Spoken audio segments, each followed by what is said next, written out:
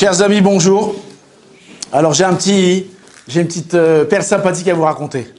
D'accord, on a lu dans la paracha d'Acharemot un verset, la paracha d'Acharemot, elle parle de quoi? Elle parle du service du Kohen Gadol au Beth Amikdash le jour de Yom Kippour. Et elle nous raconte tout ce que le Kohen Gadol, le grand prêtre, devait faire le jour de Yom Kippour, donc dans le Beth Amikdash. Tout, c'est lui qui faisait, d'accord? Et une des avodas, un des services qu'il devait faire, il devait rentrer dans le Kodesh HaKodashim, le Saint des Saints, afin de brûler des encens et faire toutes sortes de prières, d'accord? Maintenant, extraordinairement, il y a un verset qui vient interdire à qui que ce soit de pénétrer dans le Kodesh HaKodashim avec le Kohen Gadol. Comment il est écrit dans le verset? Alors, c'est le verset Tet Zayin, Yud Zayin. Vechol Adam lo yeh be'oel moed bevo lechaper ba'kodesh. Atseto. D'accord? Aucun homme devait être avec lui dans le Oel Moed, donc dans le Kodesh HaKodashim, jusqu'à qu'il ait fait, donc il était Bechaper, il fait la kapara, l'expiation pour le Ham Israël, et après quoi, il sortait. Donc personne ne devait rentrer dans le Kodesh HaKodashim avec lui. La question qu'on pose, c'est pourquoi? Pourquoi? Le Midrash nous dit que quand le Kohen Gadol rentrait dans le Kodesh HaKodashim, il faisait ce qu'il devait faire, il brûlait les encens, il faisait les tfilotes qu'il devait faire. Alors à ce moment-là, il y avait un moment d'élévation extraordinaire. Lui, il s'élevait de façon incroyable. Et qu'est-ce qui se passait? Son visage, il se mettait à briller comme ça, vous voyez, comme un fluorescent. Il brillait très très fort. Donc imaginez-vous, si nous, à l'époque du Beth Amikdash, on voyait cette scène-là, ça nous aurait donné beaucoup de force, non? Alors pourquoi on laissait rentrer personne? Alors, le Rav Pinkus, il donne une raison très jolie, très sympathique. Il dit tout simplement parce que si on le regardait, s'il y a quelqu'un qui allait avec lui, ou même nous-mêmes, on le regardait, il y avait dans le deuxième Beth Amikdash, il y avait des rideaux, vous savez. Si on ouvrait les rideaux comme ça pour voir le travail du Kohen Gadol dans le Kodesh HaKodashim, eh ben, non, il n'allait pas mourir, c'est pas ça. Eh ben, il n'allait pas réussir à s'élever comme il se doit. Vous savez pourquoi? Parce qu'on le regarde. Et lorsque, vous savez, quand on fait une mitzvah, quand on ne la fait pas d'un cœur pur, on la fait pour autre chose, parce dans ce cas-là, par exemple, qu'on nous regarde, alors on mélange des mauvaises kavanotes, on mélange des mauvaises intentions. D'accord? Et c'est plus vraiment l'ishma, c'est plus vraiment pour moi, entre moi et Dieu. Là, aujourd'hui, je mélange quelque chose. Il y a ma femme qui me regarde, il y a mes copains qui me regardent, les gens ils voient comment je suis un bon Kohen Gadol, d'accord? Je suis plus religieux que toi, je suis mieux que toi. Et donc, je mélange avec mes bonnes intentions, toutes sortes d'intentions. Et donc, j'arrive pas à m'élever. J'arrive pas réellement à faire la chose l'ishma, mamash, au nom de la mitzvah. D'accord? Donc on voit que quoi? Que la kavana, l'intention est très importante. Si tu as une intention qui est pure, alors tu t'élèves. Si l'intention elle n'est pas pure, tu t'élèves pas. Et pour illustrer ce divrei Torah, alors j'ai une histoire sympathique, c'est une vraie histoire, qui est arrivée il y a quelques années aux États-Unis, là-bas au fin fond de l'Amérique, dans les Amériques lointaines. Il y avait donc des gens qui devaient prendre un train, d'accord? C'est une gare de train dans un bled paumé là-bas. Le problème, c'est que cette gare, elle n'était pas tellement moderne. Et pour arriver sur le quai où le train donc arrivait, il fallait traverser les voies. C'est pas grave, vous allez me dire. Le problème, c'est que cet endroit où les voies n'étaient pas droites, elles n'étaient pas au même niveau que le trottoir. Il fallait descendre le trottoir, traverser les voies et remonter un trottoir. Et le trottoir qu'il fallait remonter, c'était un trottoir qui mesurait presque 1 mètre. Alors un jour, tous les passagers arrivent et ils traversent comme ça. Et parmi les passagers, alors il y avait toutes sortes de passagers, des blancs, des noirs, des jaunes, des rouges, tout le monde, des juifs, des pas juifs, tout le monde. Et il y avait parmi eux un vieux monsieur, il était juif lui, il avait été juif, 70, 75 ans, un vieux monsieur qui donc traversait les voies.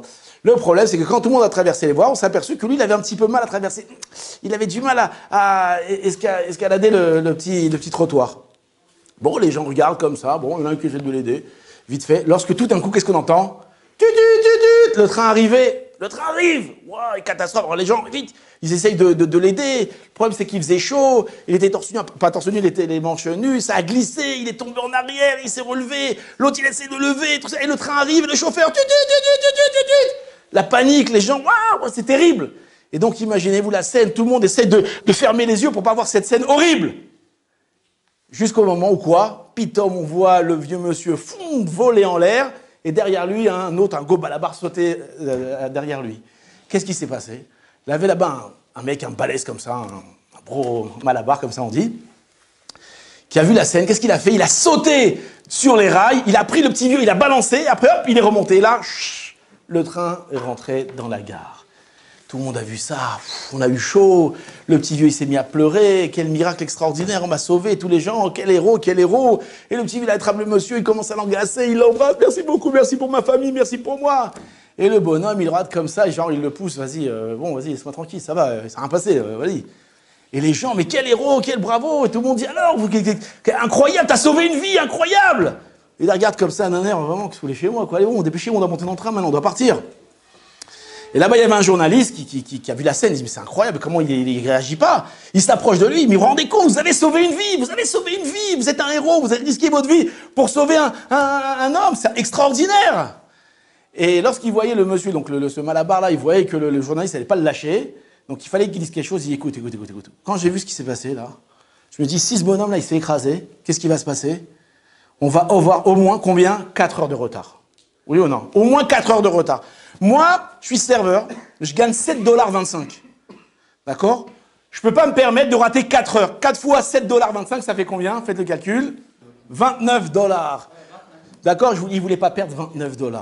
D'accord? Et l'histoire, elle s'arrête là. Et maintenant, si on réfléchit, je dis, ah non, ce mec-là, la truc extraordinaire, la mitzvah extraordinaire qu'il a fait, qu'est-ce qu'elle valait pour lui? 29 $. Il n'en a rien à faire d'avoir sauvé quelqu'un. Lui, c'est 29 $ qu'il a sauvé.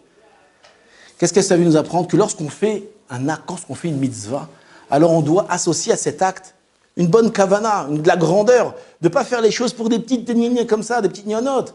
Tu fais un acte, ajoute une kavana, ajoute, et tu vas grandir comme ça ton acte. Imaginez-vous, votre fils, à 3 heures du matin, il se met à pleurer. Qu'est-ce que vous faites? Vous vous levez, vous lui faites un biberon et pac, vous lui collez dans la bouche. Pourquoi? Pourquoi vous faites ça, monsieur? J'ai envie de dormir. Quoi, c'est pour ça que tu en fais ça? Parce que tu as envie de dormir? Mais non, c'est pas pour ça que tu fais ça. Tu fais ça parce que c'est ton fils et que tu as une mitzvah de l'élever. Et ce garçon-là, peut-être ça sera le Gdolador. Aujourd'hui, maintenant, tu es en train de grandir le Gdolador. Et même s'il n'est pas le Gdolador, c'est un être humain. Tu t'occupes de lui. D'accord? Ça sera un père de famille. Lui-même, il va transmettre il va transmettre le flambeau des générations en génération. Tu es en train de faire quelque chose de grand ici. Pourquoi te limiter à une petite kavana bidon, un petit truc? Au contraire, grandis ton acte. Je raconte encore une autre histoire. Il y avait un monsieur, un pharmacien qui habitait dans la ville de Minsk. D'accord, à l'époque de une centaine d'années. Et un jour, il y a le Rav Eliaou Duchinser qui est arrivé dans la ville. Et il devait faire une certaine visite, il avait besoin de certaines choses. On a dit, où ça? Va chez le pharmacien. Et qu'est-ce qui s'est avéré? Que dans cette ville-là, toutes les choses saintes, qui sait qui s'en occupait, c'est le pharmacien. Et le Rav, il est arrivé chez lui, il dit, Kolaka, vous avez vraiment un mérite incroyable. Tout passe par vous, c'est incroyable. Il a dit, écoutez, moi, je ne pense pas que c'est mon mérite à moi. Je pense que c'est parce que ce que m'avait dit le Chavetz Chaim. Ah, qu'est-ce que vous avez dit, le Chavetz Chaim? Il dit, un jour, il est entré dans ma pharmacie, il m'a demandé de lui préparer un médicament. Je lui ai préparé, et je lui ai donné. Et quand il a reçu, il m'a dit, ah, merci beaucoup, mais qu'est-ce que c'est extraordinaire. Toutes les mitzvot que vous faites, quel mérite extraordinaire que vous avez de soigner tous ces gens-là. Alors moi, je lui ai répondu, le Chavetz Chaim, dis-moi, mérite, j'ai aucun mérite. Moi, je fais ça pour gagner ma vie. Et le Chavetz Chaim lui a dit, non, il ne faut pas dire comme ça. Il faut dire que tout ce que vous faites, c'est pour sauver les gens, et c'est pour aider des gens. Et au passage, alors je suis mitparnès, je gagne ma vie. Et c'est ça les intentions qu'on doit avoir. On doit grandir son intention. Si on mélange, comme on craignait que le Kohen Gadol mélange d'autres choses futiles, alors son acte, il serait moindre. Mais au contraire, si tu n'as que des intentions pures, tu mélanges rien à tes actes, alors tu t'élèves et ton acte s'élève avec toi. Chazak ou baruch.